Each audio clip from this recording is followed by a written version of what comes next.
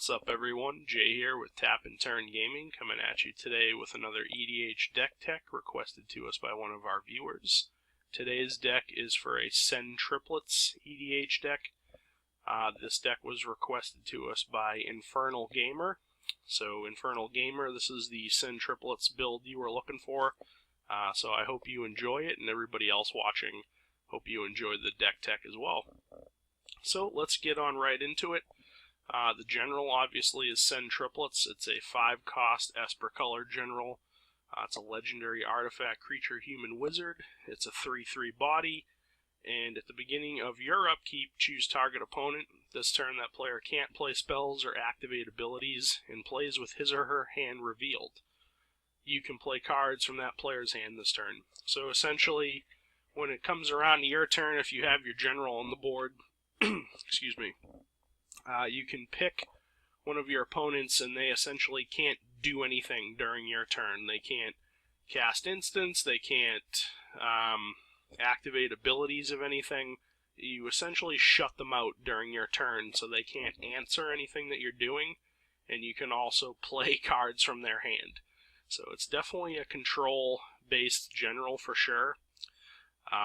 Just the fact that you can play cards from your opponent's hand is pretty dirty. I mean, and you're already in 3 out of the 5 colors of Magic anyways, so chances are you'll more than likely be able to play cards from the player's hand that you choose during your upkeep. So that's the general, Sen Triplet. She's pretty sweet. First up, we'll take a look at the land base for this deck. You know, nothing crazy, but you know, it gets the job done. We have an Ancient Den, Bajuka Bog for that graveyard hate, Darksteel Citadel, Maria the Sky Ruin for that res, Esper Panorama, Godless Shrine, Halimar Depths for the filter, Hallowed Fountain, 8 Islands, 9 Plains, Prairie Stream, Seed of the Synod, Sunken Hollow, 8 Swamps, a Vault of Whispers, and a Watery Grave. So, you know, nothing too crazy in the land base. We went pretty heavy on basics in the land base. I mean, the land base gets the job done. Didn't really need anything too crazy to, you know, be able to do what this deck wants to do. Next up, we'll take a look at our instant package, which is mostly removal in the form of either kill spells, counter spells, or you know, little kind of tech spells that maybe, you know, might get a creature out of the way temporarily, or let us, you know, re-trigger an effect from one of our creatures. Excuse me. So first up we have Counter Spell for the counter, obviously. Crib Swap to exile a creature and replace it with a 1/1 colorless creature that has no creature types. I'm sorry, has all creature types, excuse me. Cyclonic Rift that you can cast for its hard cost at 2 and bounce a non-land permanent at instant speed, or you can overload it for 7 and bounce each non-land permanent you don't control, so it's essentially like a blue sweeper, so it's really good.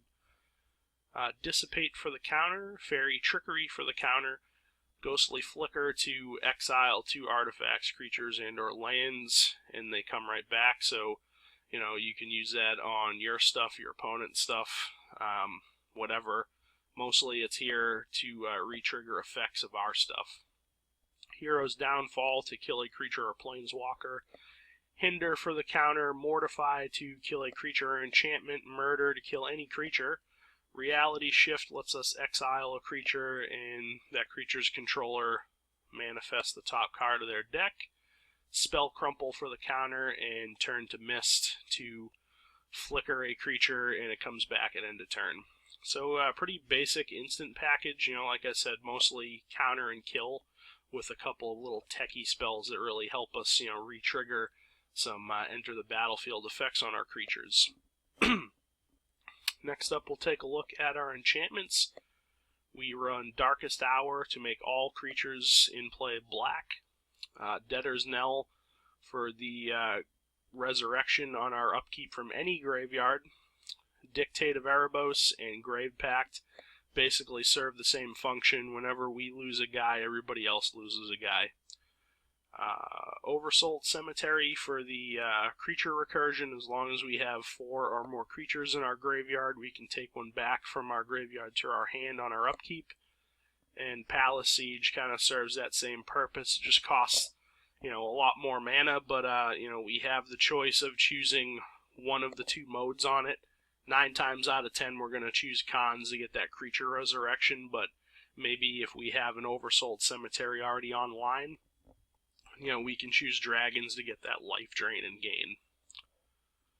Next up, we'll take a look at our sorceries. Pretty basic package of spells here, mostly wraths and tutors. Sorry. So we run Damnation to blow up all creatures. Dark Petition lets us tutor for a card, and if we're spell masteried, we get 3 black mana. Day of Judgment, Demonic Collusion, Demonic Tutor, Diabolic Revelation, Diabolic Tutor. Ruinous Path is essentially a slower hero's downfall, and a Wrath of God. So basically tutors and wrath spells in our sorcery package. So with our instance, we can stop our opponent's things early game, and with our sorceries, with a lot of the wrath effects that we have, if our opponent starts to gain momentum on us, we can just wrath the board, because we have, quite a few. We have Damnation, Day of Judgment, and Wrath of God. So, we have 3 wraths in the deck, and quite a few tutors to tutor them up if we need them. Next are the artifacts. We run Altar of Dementia. It's a free sack outlet that lets us mill our opponent. So target player puts a number of cards equal to the sacrificed creature's power from the top of their deck into their graveyard. Altar of the Brood, 1 cost artifact. Whenever another permanent enters the battlefield under our control, each opponent puts the top card of his or her library into their graveyard. So with the flicker effects and stuff like that we have, we can really start racking up the mill on our opponent with this card. Ashnod's Altar, a free sack outlet that gets us 2 colorless mana. Mycosynth Lattice is a pretty awesome card in this deck, especially with Sen Triplets. So this makes it so that all permanents are artifacts in addition to their other types. All cards in play, all cards that aren't in play, spells and permanents are colorless, and players may spend mana as though it were mana of any color. So if you have your general and this card down on the board, you can play any card in your opponent's hand that you choose on your upkeep, because this card's going to make all the permanents that are in play, that aren't in play, and spells colorless. So basically, if you have this on the board and your general, no matter what color your opponents are playing, you'll be able to steal cards out of their hand and play them if you have this on the board. So it's a really powerful card. And Nim Deathmantle, mostly for the creature resurrection. If a creature on our side of the board would die, we can pay 4 and bring it right back to the board and immediately attach this to it. And the equipped creature gets +2/+2, has Intimidate, and is a black zombie. And lastly, we'll take a look at our creature base. Excuse me. We run Archaeomancer to get our instants and sorceries back from our graveyard. Athreos, God of Passage. Basically there for the creature resurrection. Well, not so much resurrection, but recursion. Whenever one of our creatures dies, it goes right back to our hand unless target opponent pays 3 life. At the beginning of the game, your opponent will probably gladly pay the 3 life, a few times, maybe 4 or 5 times. But, there's going to be a point where your opponent's not going to want to pay the 3 life anymore, because it's going to start hurting. So, late game, your opponent starts getting low in life, they're probably just going to let you take that creature back. And, just lets you do bad things to them. They're either going to lose 3 or you're going to get a creature back that's probably going to, impede their game plan. So Athreos is pretty nice. Clone. Everybody knows what Clone does. Consecrated Sphinx is very nice. Whenever an opponent draws a card, you may draw 2 cards. This guy is a very hated card by people that are sitting across the table from you. So don't be surprised if this guy gets removed off the board very quickly, or cloned, or gets stolen from you. But this deck does run quite a few counter spells and such, so you can protect him for a while, but he is a removal magnet. Deadeye Navigator is just amazing. Whatever you soul bond this guy to, he and that creature can both flicker out of play for 1 and a blue. So basically lets you abuse the crap out of enter the battlefield effects, and makes this guy and the guy that he's bonded to nearly impossible to kill for as much times you can flicker them out. So if you resolve this guy and get him bonded to a creature with a very dirty enter the battlefield effect, you're gonna make your opponents have a very bad day. Duplicant, when he enters, you can exile a non-token creature. As long as the exiled card is a creature card, Duplicant has that card's power, toughness, and creature types, and it's still a shapeshifter. So more or less it's just a colorless means of exiling creatures. So this guy pairs very well with Deadeye Navigator. So if you pair Duplicant with Deadeye Navigator, you can just pay 2 mana and exile a creature for every time that you pay that 2 mana. So it's a very nice little interaction there.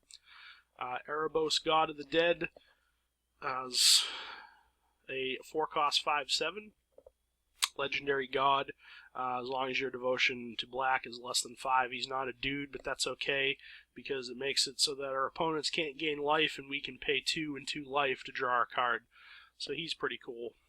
Grave Titan is just a 2/2 zombie token generating monster. When he comes in, you get 2/2 zombies. When he attacks, you get 2 of them. And he's a 6/6 with Death Touch, so he's no joke on his own. Excuse me.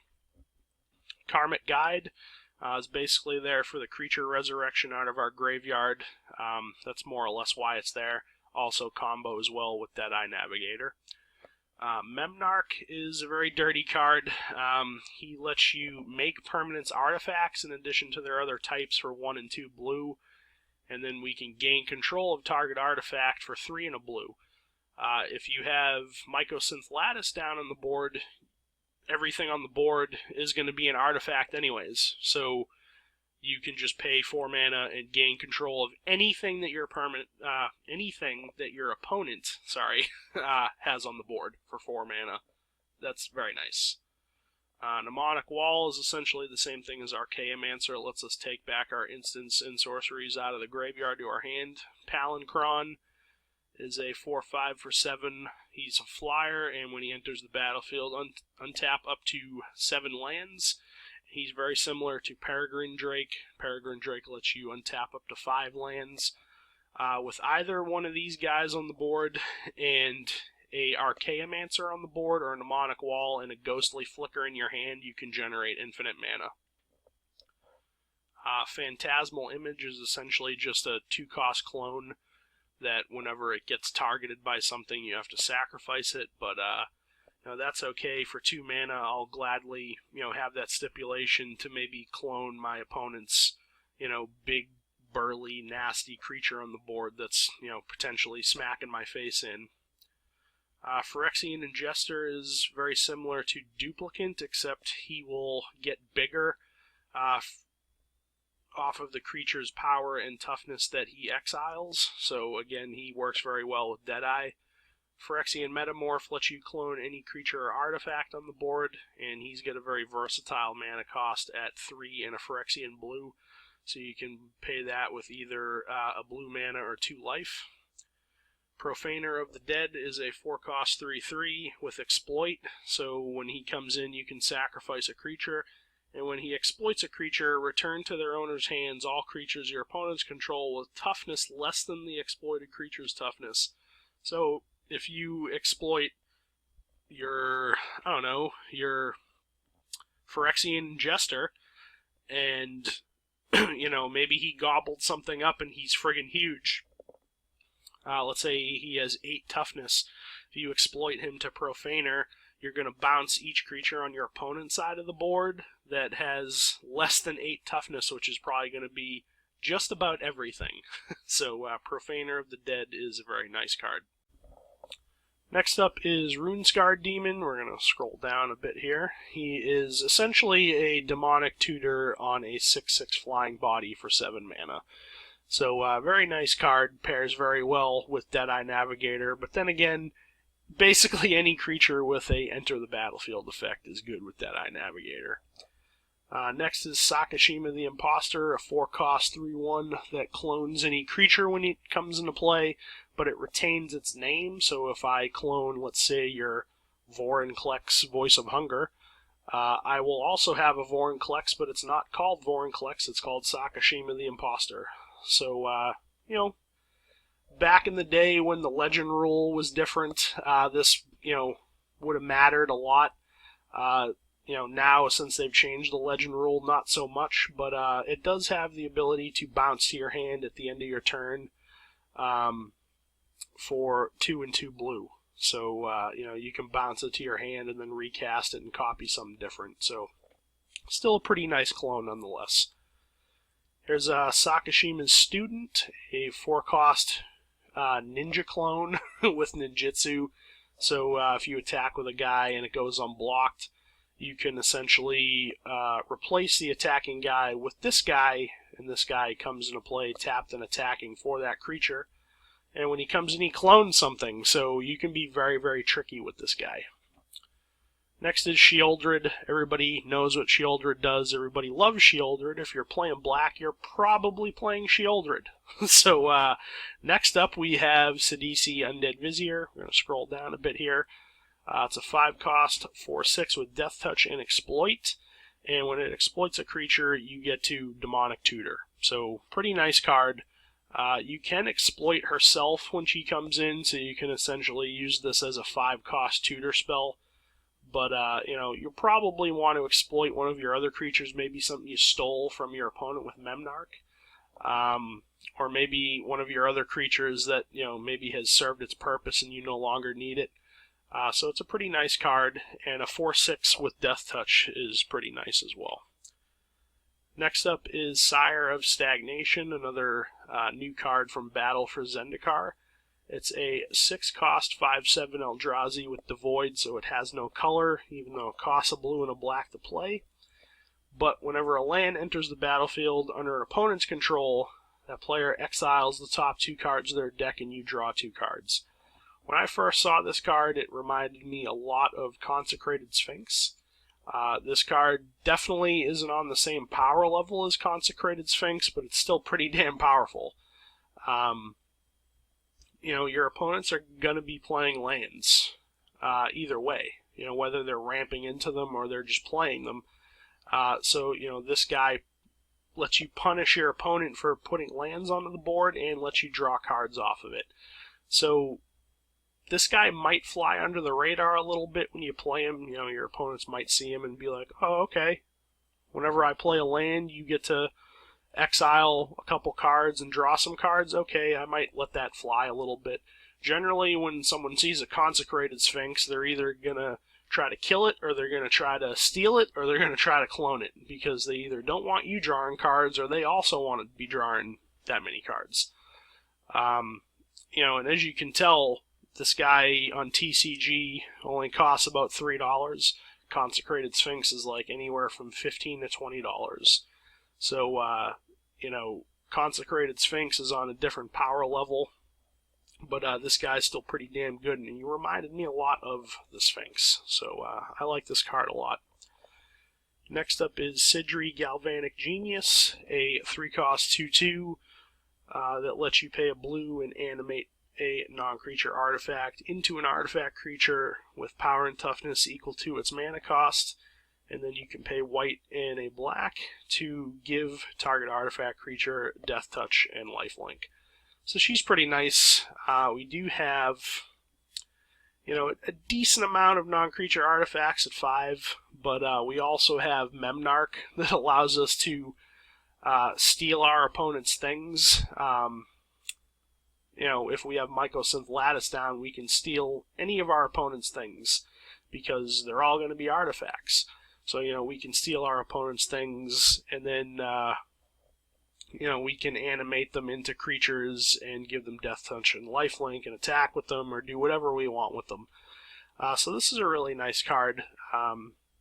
Your opponents might see it and be like, oh, okay, yeah, you can animate things into creatures and give them death touch and lifelink. Just looking at it, some people might let it slide for a little while, but this card can definitely do some work. It'll kill things and gain you life, that's for damn sure, so pretty nice card.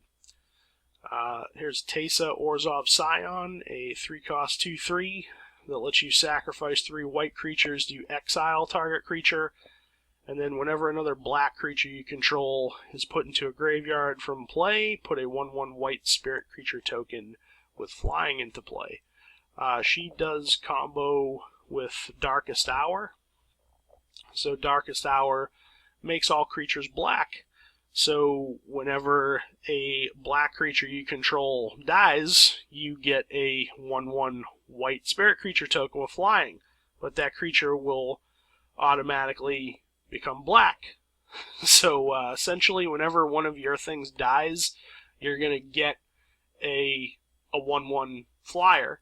That flyer's going to automatically become black, but essentially, almost kind of gives you an infinite supply of creatures, even if your things die. So as long as you have Darkest Hour down. So it's a nice little interaction.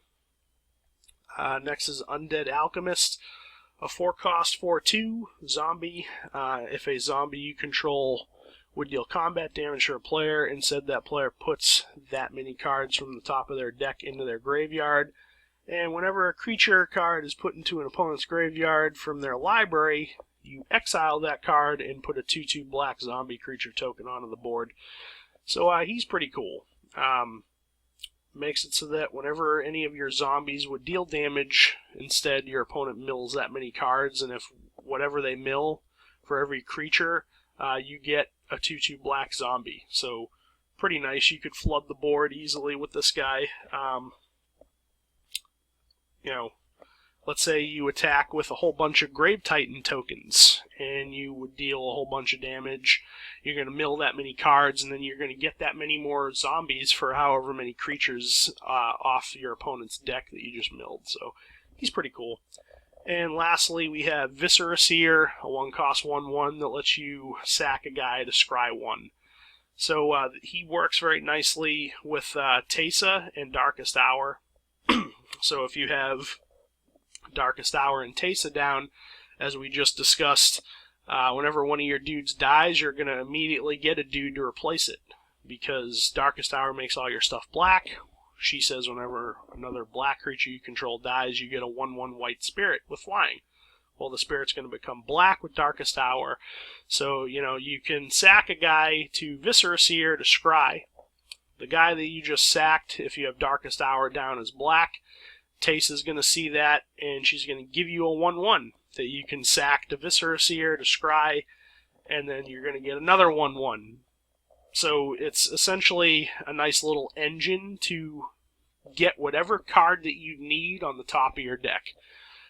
You can set up your draws for the rest of the game as long as you have Darkest Hour, Taissa, and Viscera Seer down. So it's a pretty nice little interaction there as well. And lastly, the one Planeswalker that we run is Tezzeret the Seeker, a 5-cost blue Planeswalker with 4 loyalty.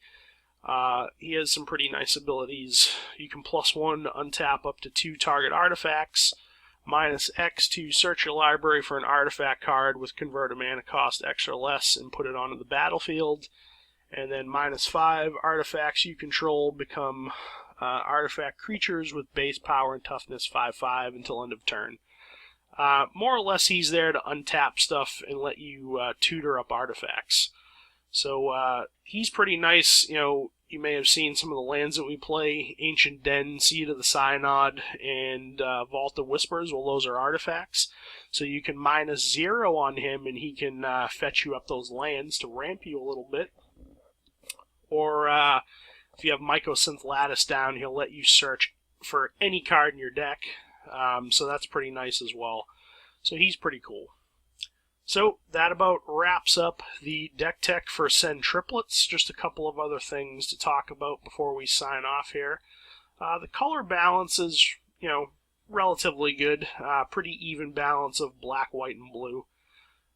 With any EDH deck, a third of your deck's going to be lands, as we all know.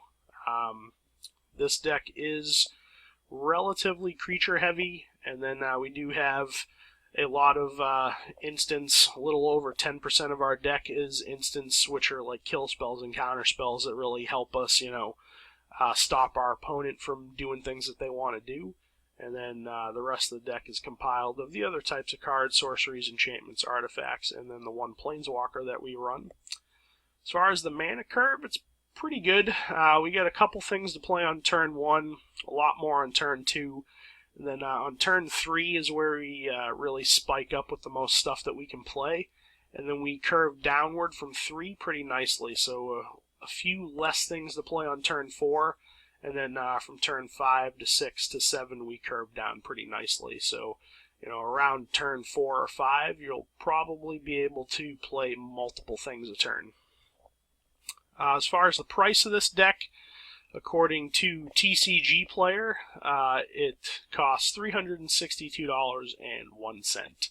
So if you wanted to build this deck as is on TCG Player, that's how much the deck would run you.